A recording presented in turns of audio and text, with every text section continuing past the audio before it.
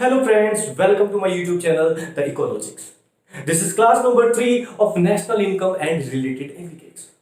बच्चों, पिछले क्लासेस में हमने नेशनल इनकम के इंपॉर्टेंट कंसेप्ट को पढ़ना शुरू किया था, जहां हमने कवर किया था डोमेस्टिक टेरिटरी के कंसेप्ट को, नॉर्मल रेजिडेंट के कंसेप्ट को, factor income and transfer income के कंसेप्ट को, और आज हम बात करने वाले हैं अपने फोर्थ इंपॉर्टेंट कंसेप्ट के बारे में, जिसका नाम है क्लासिफिकेशन ऑफ गुड्स, जो ब्रॉडली दो कैटेगरीज में क्लासिफाई हो सकता है under the chapter national income.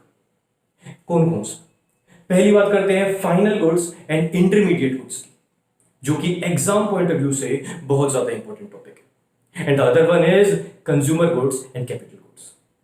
तो चलिए उन गुड्स के बारे में पढ़ते हैं, जानते हैं कौन से होते हैं फाइनल गुड्स, कौन से intermediate goods, consumer good, capital good. तो ज्यादा टाइम वेस्ट ना करते हुए चलिए इस वीडियो को शुरू करते हैं। तो स्टूडेंट्स, क्लासिफिकेशन ऑफ गुड्स में हम सबसे पहले बात करते हैं final goods and intermediate goods के बारे में। क्या होते हैं फाइनल गुड्स? जैसा कि नाम ही सजेस्ट कर रहा है, फाइनल फॉर्म में है। जो कि फाइनल फॉर्म में है मतलब ऐसे गुड जो कि अपने प्रोडक्शन के एरिया से सेमी फिनिश्ड फॉर्म को छोड़कर फिनिश्ड फॉर्म में आ चुके हैं। ऐसे गुड क्या होंगे? फाइनल। क्यों? क्योंकि अब जो इनके फाइनल यूजर होंगे अल्टीमेटली इन फाइनल प्रोडक्ट को परचेज कर पाएंगे, इन्हें यूज कर पाएंगे। तो ये गुड्स कौन से होंगे? फाइनल। देख लेते हैं कैसे। फाइनल गुड वो गुड जो क्रॉस कर चुके हैं दी बाउंड्री लाइन ऑफ प्रोडक्शन, मतलब ये प्रोडक्शन की बाउंड्री लाइन को क्रॉस कर चुके हैं, मतलब एरिया ऑफ प्रोडक्शन में सेमी फिनिश्ड फॉर्म को छोड़कर बिल्कुल फिनिश्ड फॉर्म में आ चुके हैं। कौन से होंगे? फाइनल। और दूसरी चीज, ready for use by there final user, कि इनके फाइनल यूजर जो होंगे अब इन्हें क्या कर पाएंगे? आखिरकार यूज कर पाएंगे। ठीक है, तो फाइनल यूजर कौन होंगे सर? ये भी बात क्लियर कर लेते हैं। तो फाइनल यूजर कौन होंगे? फाइनल यूजर या तो होंगे हमारे कंज्यूमर्स या फिर होंगे हमारे प्रोड्यूसर्स। कंज्यूमर जैसे आप, मैं, हम क्या करते हैं? हम मार्केट में जाते हैं, हम मार्केट में ब्रेड परचेज करते हैं, शुगर परचेज करते हैं, कोई फर्नीचर परचेज करते हैं, कोई टेबल परचेज करते हैं। तो ये गुड क्या है? ये कंज्यूमर गुड जो हम परचेज कर रहे हैं, ये क्या है? Final good. क्योंकि हम इन गुड्स को परचेज करते हैं रीसेल के मोटिव से नहीं, फाइनली कंज्यूम करने के मोटिव से। तो दीज आर फाइनल गुड्स।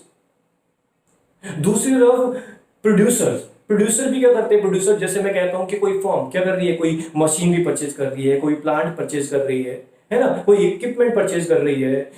मान लो एक स्कूल ने क्या किया? फर्नीचर परचेज किया है। तो एक बात बताओ, स्कूल क्या फर्नीचर में डील करता है? नहीं ना। तो स्कूल ने जो फर्नीचर परचेज किया है वो क्या है? वो क्या है? एक फाइनल गुड है। ठीक है, तो जो उसके ऊपर खर्चा किया गया है, जो प्रोड्यूसर ने इन्वेस्टमेंट की है इन चीजों को खरीदने पर, याद रखना बच्चों, उसे कहते हैं इन्वेस्टमेंट एक्सपेंडिचर। और इसी तरह से कंज्यूमर ने जो उस फाइनल गुड को कंज्यूम करने पर जो खर्चा किया था, उसे कहते हैं फाइनल कंजप्शन एक्सपेंडिचर। तो बच्चों ये भी याद रखना कि इन पर किए जाने वाले एक्सपेंडिचर क्या कहलाते हैं? अगर कंज्यूमर ने फाइनल गुड को परचेज करने पर खर्चा किया, that is called final consumption expenditure. और अगर प्रोड्यूसर ने ऐसी फाइनल गुड को परचेज करने पर खर्चा किया, तो उसे कहते हैं हम इन्वेस्टमेंट एक्सपेंडिचर। तो आगे बात कर लेते हैं इंटरमीडिएट गुड के बारे में। इंटरमीडिएट गुड बिल्कुल फाइनल गुड के अपोजिट चलते हैं। जैसे फाइनल गुड ने प्रोडक्शन की बाउंड्री लाइन को क्रॉस कर लिया था, फिनिश्ड फॉर्म में आ गए थे, लेकिन ये अभी फिनिश्ड फॉर्म में नहीं है। मतलब these are within the boundary line of production, मतलब अभी भी ये प्रोडक्शन की बाउंड्री लाइन में है, मतलब सेमी फिनिश्ड फॉर्म में। तो ऐसी फॉर्म में क्या होगा? ये फाइनल यूज के लिए होंगे? नहीं। तो नॉट रेडी फॉर यूज, ये यूज के लिए रेडी नहीं है। तो इन गुड्स का होगा क्या? अगर ये गुड्स रेडी नहीं यूज के लिए, तो इन गुड्स का होगा क्या?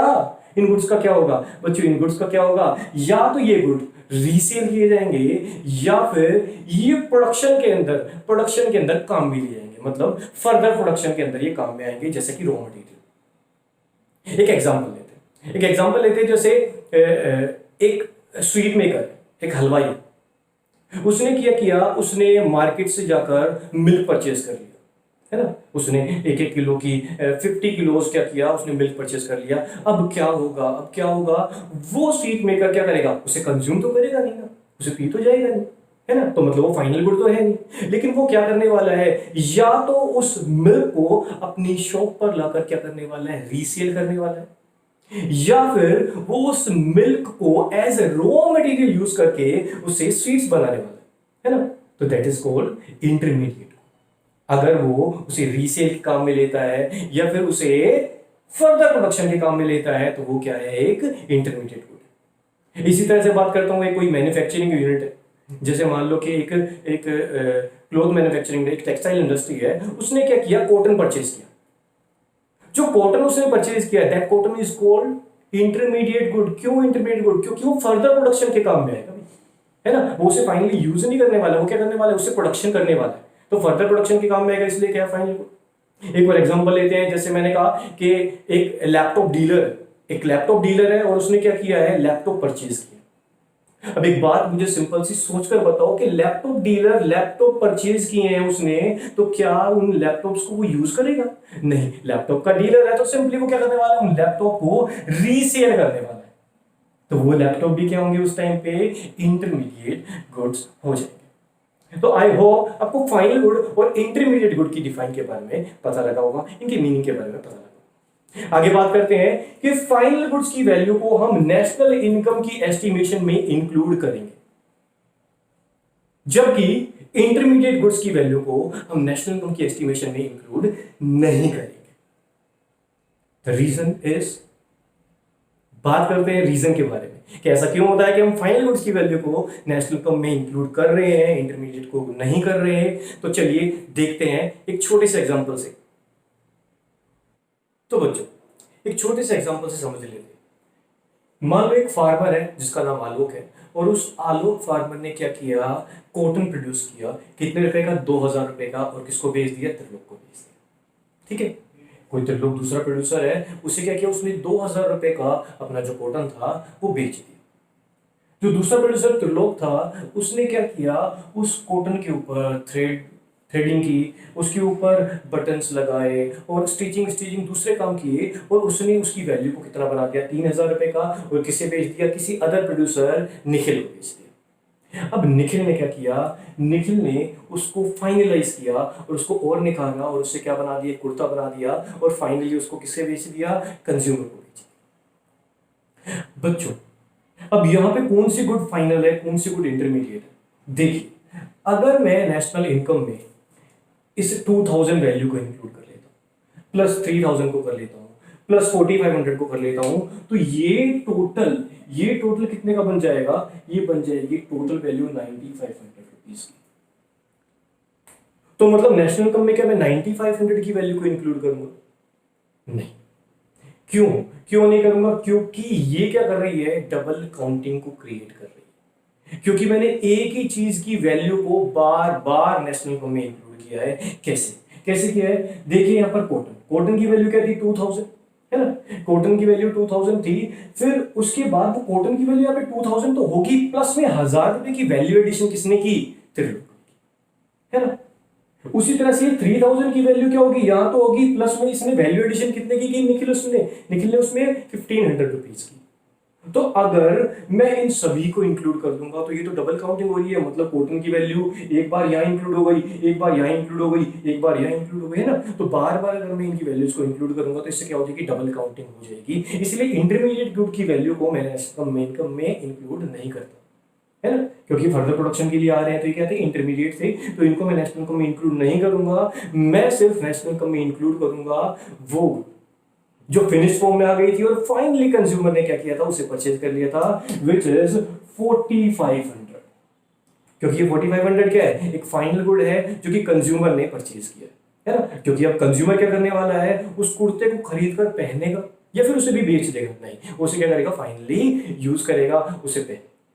ठीक है। तो आई होप आपको समझ में आएगा क्यों फाइनल गुड्स की वैल्यू को इंक्लूड किया गया, क्योंकि फाइनल गुड की वैल्यू हमें एग्जैक्ट मेजरमेंट देती है कि हमें क्या नेशनल इनकम में इंक्लूड करना है, कि क्योंकि अगर हमने इंटरमीडिएट गुड्स की वैल्यू को इंक्लूड किया तो ये डबल काउंटिंग को क्रिएट कर देती है। आई होप आपको समझ में आया होगा। चलिए देखते हैं आगे इसके डिफरेंसेस।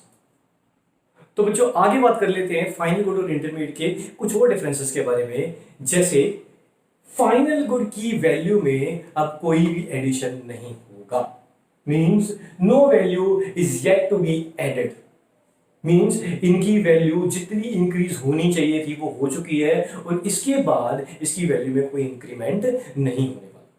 जैसे लास्ट एग्जांपल में आपने देखा था कि जो कुर्ता था वो फाइनली किसने, कंज्यूमर ने परचेज कर लिया था। क्या कंज्यूमर उस फाइनल गुड की वैल्यू में भी एडिशन करके आगे बेचने वाला है? नहीं। दैट इज क्या, फाइनल गुड। ठीक है, कि उसकी वैल्यू में अब कोई एडिशन होना बाकी नहीं है।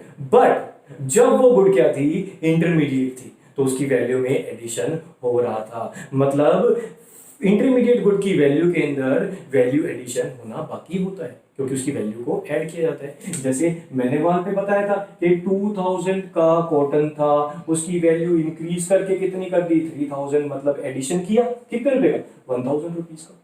फिर उसके बाद फर्दर उसकी वैल्यू को इंक्रीज कर दिया, कितना बना दिया, 4500। तो इंक्रीमेंट हुआ ना कितने का, 1500, है ना। तो इसका मतलब क्या है कि जब तक ये इंटरमीडिएट थी इनकी वैल्यू में एडिशन हो रहा था, लेकिन जैसे ही ये कंज्यूमर के पास फाइनली पहुंच गई तो इसके बाद इसकी वैल्यू में कोई एडिशन नहीं हुआ। तो ये कौन सी थी, फाइनल गुड, और जब तक वैल्यू एडिशन हो रहा था तब तक क्या थी, वो इंटरमीडिएट गुड थी। अगला रेफरेंस एग्जाम्पल, मान लो बच्चों मैंने बिस्किट परचेज किया मार्केट से, तो बिस्किट परचेज किया तो क्या है मेरे लिए, वो फाइनल गुड है। लेकिन किसी मैन्युफैक्चरर ने उस बिस्किट को बनाने के लिए फ्लोर, मिल्क, शुगर परचेज की, तो खुद बताओ बच्चों, ये फ्लोर, ये मिल्क, ये शुगर जो उसने और बहुत सारी चीजें परचेज की होंगी बिस्किट को बनाने के लिए, तो ये सारी गुड्स क्या है, ये सारी क्या है, ये इंटरमीडिएट गुड। क्योंकि इन गुड्स की ने फर्दर प्रोड्यूस किया किसको, बिस्किट को। ठीक है, तो ये गुड्स कौन सी होंगी, इंटरमीडिएट। तो किसी चीज को प्रोड्यूस करने के लिए जो मैंने चीजें यूज की है फर्दर प्रोडक्शन के लिए जो मेरे काम में आई है, वो गुड्स कौन सी होंगी, इंटरमीडिएट गुड्स। और फाइनली जो मैंने कंज्यूम कर ली वो कौन सी गुड है, फाइनल गुड्स। आई होप आपको फाइनल गुड और इंटरमीडिएट के गुड के टॉपिक को समझने में आसानी हुई। अब आगे बात कर लेते हैं अगला क्लासिफिकेशन ऑफ गुड, जो कि है consumer good and capital good. देख लेते हैं consumer good and capital good क्या है। तो स्टूडेंट बात कर लेते हैं consumer good and capital good के बारे में। एग्जाम पॉइंट ऑफ व्यू से ये ज्यादा इंपॉर्टेंट टॉपिक नहीं है, लेकिन इसे समझना बड़ा जरूरी है। तो चलिए समझ लेते हैं कंज्यूमर गुड और कैपिटल गुड के बारे में। कंज्यूमर गुड कौन सा, purchase by the house hold, ऐसे गुड जो हाउस होल्ड, मतलब हमारे द्वारा जो परचेज किए जाते हैं, हम जिन गुड्स को परचेज करते हैं हाउस होल्ड है, और हमारे द्वारा जो गुड्स परचेज किए जाते हैं वो कौन से गुड है, वो सारे गुड कौन से हैं, कंज्यूमर गुड या फिर कंजप्शन गुड। और वो गुड जो बड़ी बड़ी मैन्युफैक्चरर्स, प्रोड्यूसर, फर्म्स ये परचेज करती हैं, वो सभी गुड्स कौन से कहलाते हैं, वो सारे गुड्स क्या हैं, कैपिटल गुड्स। आगे देखते हैं, used to directly satisfy our wants, मतलब कंज्यूमर गुड्स को हम मार्केट में क्यों परचेज करने जाते हैं, हम हाउस होल्ड क्यों कंज्यूमर गुड को परचेज करते हैं, ताकि ये हमारी वांट्स को सेटिस्फाई कर सके। मैं मार्केट से कोल्ड ड्रिंक परचेज करने आता हूँ क्यों, क्योंकि मुझे पीने का मन करता है, ताकि मेरी वांट को सेटिस्फाई कर सके, है ना। तो ये क्या है, ये गुड्स किस लिए होते हैं, हमारी वांट को सेटिस्फाई करने के लिए होते हैं। जबकि कैपिटल गुड्स कौन से होते हैं, used for further production of consumer good for many years. अब कुछ सोचिए, जो कोल्ड ड्रिंक मैं लेने गया था, जो कंज्यूमर गुड मैं लेने गया था, इसका प्रोडक्शन किसने किया होगा, भैया कोई मशीन, कोई प्लांट लगा होगा ना, उसने उसका प्रोडक्शन किया होगा, है ना। तो वो क्या थी, वो कैपिटल गुड। ठीक है, तो कंज्यूमर गुड बनाने के लिए जो चीज हमने इस्तेमाल की वो कैपिटल गुड थी, और इसका इस्तेमाल क्या करूंगा, मैं लंबे समय तक करूंगा, है ना। तो याद रखना कि वो गुड जो फर्दर प्रोडक्शन के लिए यूज किया मैंने कंज्यूमर गुड के लिए, वो कौन सी गुड है, कैपिटल गुड की। देख लेते हैं एग्जांपल, जैसे ब्रेड, मैंने मार्केट से ब्रेड खरीदा, बटर खरीदा, मिल्क परचेज किया, तो ये सारे गुड्स कौन से हैं, कंज्यूमर गुड। इसी तरह से प्लांट, मशीनरी, इक्विपमेंट, ये सभी चीजें क्या है, ये सारी चीजें हैं कैपिटल गुड्स। आगे देख लेते हैं कि कंज्यूमर गुड के ऊपर जितना भी मैं एक्सपेंडिचर करूंगा वो सारा का सारा एक्सपेंडिचर क्या कहलाएगा, कंजप्शन एक्सपेंडिचर। जबकि अगर मैं कैपिटल गुड्स के ऊपर एक्सपेंडिचर करूंगा तो क्या कहलाएगा, वो कैपिटल फॉर्मेशन के ऊपर जो एक्सपेंडिचर करूंगा वो कहलाएगा इन्वेस्टमेंट एक्सपेंडिचर। आगे बात कर लेते हैं कि डजंट डेप्रिशिएट, भैया मैं बटर लेकर आया, क्या वो डेप्रिशिएट हो जाएगी, उसकी वैल्यू का कम होती चली जाएगी, नहीं, उसकी वैल्यू वैसी ही रहती है ना। जबकि प्लांट मैंने लगाया, मशीन मैंने लगाई, तो टाइम के साथ साथ with the passage of time इनकी वैल्यू क्या होती जाएगी, रिड्यूस होती जाएगी, मतलब डेप्रिशिएट होती जाएगी। ठीक है, इसके बाद मैंने कंज्यूमर गुड की कैटेगरीज बताई। कंज्यूमर गुड को क्या किया जा सकता है, अलग अलग कैटेगरी में डिवाइड कर सकता हूँ। जैसे मैंने बताया कुछ हो सकते हैं मटेरियल गुड्स, कुछ होते हैं नॉन मटेरियल गुड्स। सबसे पहले नॉन मटेरियल गुड्स कौन सी होती है, सर्विसेज। जितनी भी सर्विसेज हम कंज्यूम करते हैं, हम यूज करते हैं, वो सारी सर्विसेज क्या है, वो सारी सर्विसेज क्या है, नॉन मटेरियल गुड्स। ठीक है, वो भी क्या है, कंज्यूमर गुड। मैं डीटीसी बस में ट्रेवल करता हूँ, एटीएम की मशीन यूज करता हूँ, बैंकिंग सर्विस यूज करता हूँ, तो ये क्या है, सारी की सारी ये कौन सी है, ये सारी की सारी सर्विसेज है। जबकि मटेरियल गुड्स में क्या आती है, durable goods, semi durable goods and non durable goods. Durable goods कौन सी, जिनका यूज मैं लंबे टाइम तक करने वाला हूं। जैसे अगर मैंने कार परचेज कर ली तो मैं उसे अगले दिन तो बेचूंगा नहीं, अगले साल तो बेचूंगा नहीं, लंबे टाइम तक थोड़ा यूज करने वाला हूं, है ना। तो जैसे कार हो गई, मशीन, रेफ्रिजरेटर, टीवी, ये सब क्या है, ड्यूरेबल गुड्स। उसके अलावा सेमी ड्यूरेबल गुड्स कौन सी है, जो थोड़े टाइम, एक साल या एक साल से थोड़ा और ज्यादा टाइम के लिए मैं अपने पास रखता हूँ। जैसे मैंने कहा कि आजकल तो मोबाइल फोन्स भी ऐसे होते हैं ना, एक साल या 1.5 साल के लिए रखते हैं, उसके बाद यूज कर, उसके बाद चेंज कर देते हैं। तो कौन सी गुड है, सेमी ड्यूरेबल। क्लोथ्स, शूज क्या है, सेमी ड्यूरेबल गुड्स। और अगला है नॉन ड्यूरेबल। नॉन ड्यूरेबल या फिर कह सकते हो पेरिशेबल गुड्स, जिनको हम तुरंत इस्तेमाल कर देते हैं। जैसे मिल्क हो गया, वेजिटेबल्स हो गए, फ्रूट हो गए, इन्हें हम लॉन्ग पीरियड ऑफ टाइम तक स्टोर नहीं कर सकते, हम इन्हें जनरली जल्द ही कंज्यूम कर लेते हैं। तो ऐसे गुड कौन से कहलाएंगे, नॉन ड्यूरेबल गुड्स। इसके अलावा और भी डिफरेंसेस हो सकते हैं, जैसे जैसे कंज्यूमर गुड जितना ज्यादा प्रोड्यूस किए जाएंगे उतना ही इकोनॉमी का वैल्यू बढ़ेगा, है ना। और कैपिटल गुड जितने ज्यादा प्रोड्यूस किए जाएंगे उतना ही कंट्री के अंदर इकोनॉमी एक्सेलरेट होगी, उतनी ही हमारी कंट्री की इकोनॉमिक ग्रोथ बढ़ेगी। तो ये था कंज्यूमर गुड और कैपिटल गुड। आई होप आज की क्लास के सभी topic, consumer good, capital good, final, intermediate, आपको क्लियर होंगे। तो बच्चों आज के लिए इतना ही, मिलते हैं अगली क्लास में अपने अगले टॉपिक के साथ। तब तक के लिए जय हिंद, जय भारत, मिलते हैं अगली क्लास में, बाय।